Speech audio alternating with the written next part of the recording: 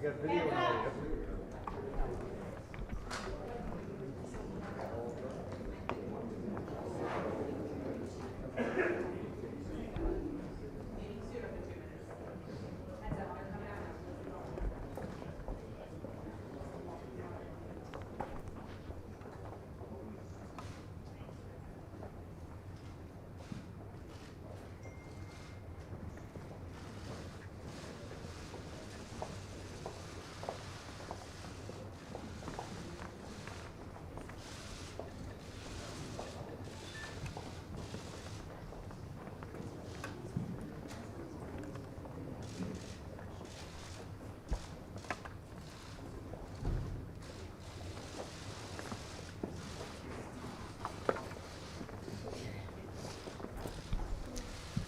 Good morning, everyone.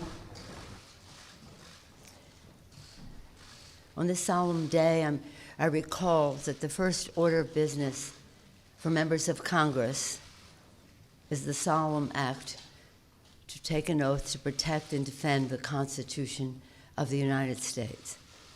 There's great respect and gratitude that I thank the chairs of the committees, the 6 committees who have been working to help us honor our oath of office. I also want to thank the staff of those committees and the committee members for all of their work over this period of time to help us protect and defend.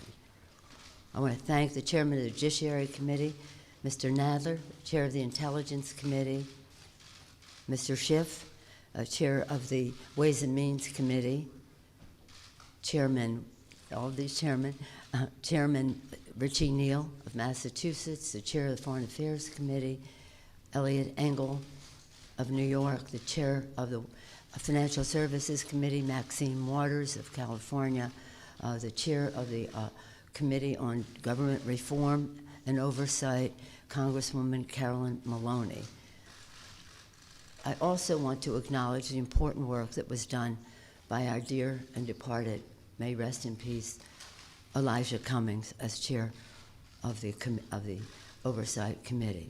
Now pleased to yield to the distinguished chair of the Judiciary Committee, Mr. Nadler.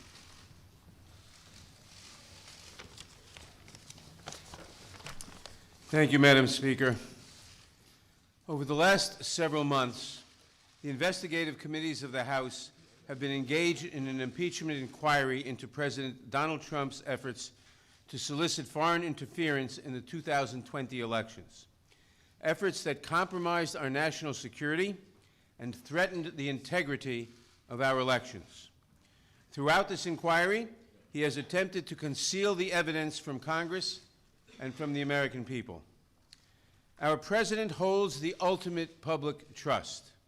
When he betrays that trust and puts himself before country, he endangers the Constitution, he endangers our democracy, and he endangers our national security. The framers of the Constitution prescribed a clear remedy for presidents who so violate their oath of office. That is the power of impeachment.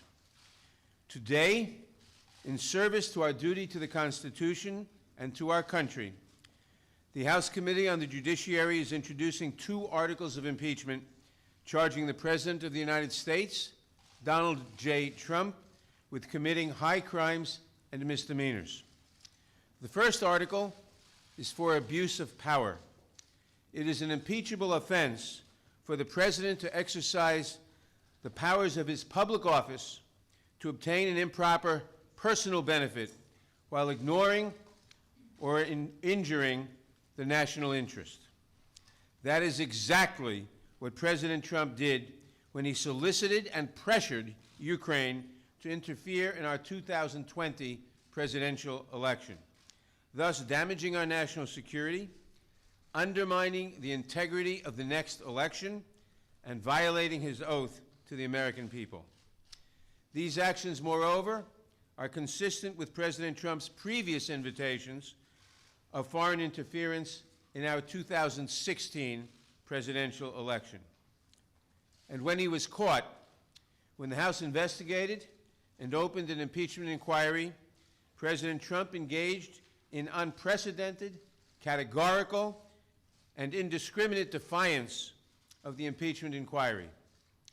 This gives rise to the second article of impeachment for obstruction of Congress. Here, too, we see a familiar pattern in President Trump's misconduct.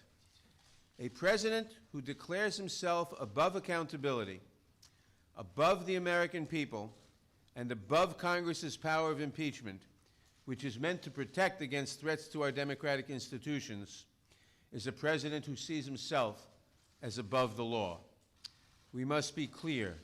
No one, not even the president, is above the law. I want to recognize the great contributions of the investigative chairs, particularly Intelligence Committee Chairman Adam Schiff, Foreign Affairs Chairman Eliot Engel, Committee on Oversight and Reform's former chairman, the late Elijah Cummings, and its new chairwoman, Carolyn Maloney, Financial Services Chairwoman Maxine Waters, and Ways and Means Chairman Richard Neal, who helped lay the foundation for the articles we are introducing today. I also want to thank my Judiciary Committee colleagues who were critical in our work to hold the President accountable and in the drafting of these articles.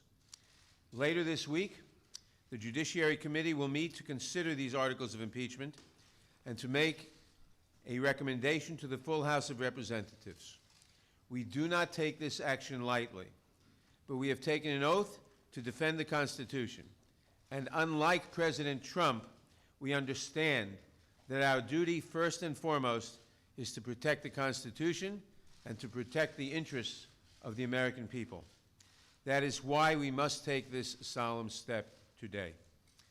Elections are the cornerstone of democracy and are foundational to the rule of law. But the integrity of our next election is at risk from a president who has already sought foreign interference in the 2016 and 2020 elections and who consistently puts himself above country. That is why we must act now.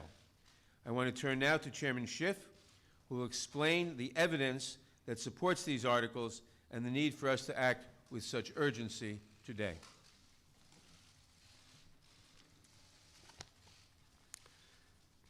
Thank you, Mr. Chairman.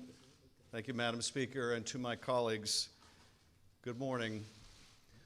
The framers of the Constitution recognized that someday a president might come to office who would abuse that office, betray the public trust, and undermine national security to secure foreign help in his reelection, and who would seek to abrogate the power of Congress to hold him accountable.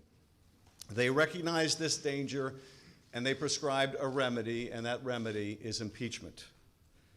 It is an extraordinary remedy and one that I've been reluctant to recommend until the actions of President Trump gave Congress no alternative. We stand here today because the president's continuing abuse of his power has left us no choice. To do nothing would make ourselves complicit in the president's abuse of his high office, the public trust, and our national security. The president's misconduct is as simple and as terrible as this. President Trump solicited a foreign nation, Ukraine, to publicly announce investigations into his opponent and a baseless conspiracy theory promoted by Russia to help his reelection campaign. President Trump abused the power of his office by conditioning two official acts to get Ukraine to help his reelection: the release of hundreds of millions of dollars in military aid that nation desperately needed, and a White House meeting with an ally trying to fend off Russian aggression. In so doing, he undermined our national security and jeopardized the integrity of our next election, and he does so still. The evidence of the president's misconduct is overwhelming and uncontested. And how could it not be when the president's own words on July 25th, "I would like you to do us a favor, though," lays so bare his intentions, his willingness to sacrifice the national security for his own personal interests. And when the president got caught, he committed his second impeachable act: obstruction of Congress of the very ability to make sure that no one is above the law, not even the President of the United States. The evidence is every bit as strong that President Trump has obstructed Congress fully, without precedent, and without basis in law.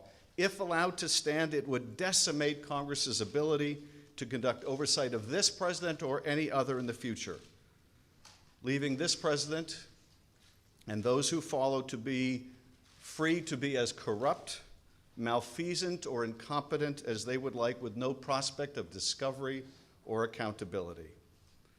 Now, some would argue, why don't you just wait? Why don't you just wait until you get these witnesses the White House refuses to produce? Why don't you just wait until you get the documents the White House refuses to turn over? And people should understand what that argument really means. It has taken us 8 months to get a lower court ruling that Don McGahn has no absolute right to defy Congress. 8 months for one court decision. If it takes us another 8 months to get a second court or maybe a Supreme Court decision, people need to understand that is not the end of the process. It comes back to us and we ask questions because he no longer has absolute immunity, and then he claims something else, that his answers are privileged and we have to go back to court for another 8 or 16 months. The argument, why don't you just wait, amounts to this.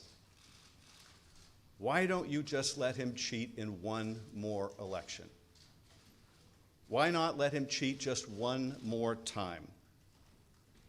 Why not let him have foreign help just one more time? That is what that argument amounts to. The president's misconduct goes to the heart of whether we can conduct a free and fair election in 2020. It is bad enough for a candidate to invite foreign interference in our political process, but it is far more corrosive for a president to do so and to abuse his power to make it so. Despite everything we have uncovered, the president's misconduct continues to this day, unapologetically and right now. As we saw when he stood on the White House lawn and he was asked, what did you want in that July 25th call? And he said the answer was a simple one. And not just a simple one on July 25th, but a simple one today, and that is he still wants Ukraine to interfere in our election to help his campaign. Even this week, the president's lawyer was back in Ukraine seeking to revive the same debunked conspiracy theory promoted at the president's behest.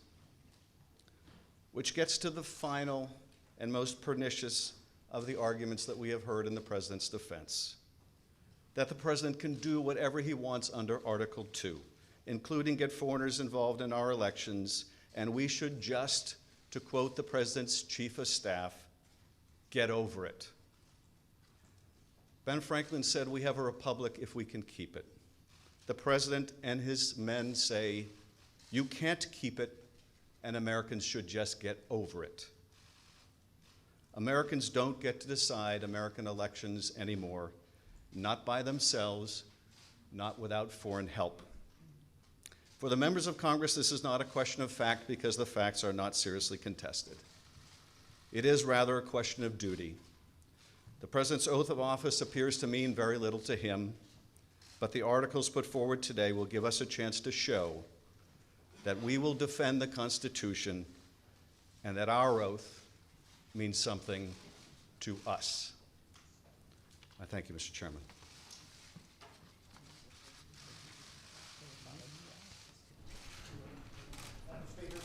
Speaker, why not include the Mueller report? That's obstruction of justice. Why not include that? Please, thank you. Are you confident you made a case for the American people?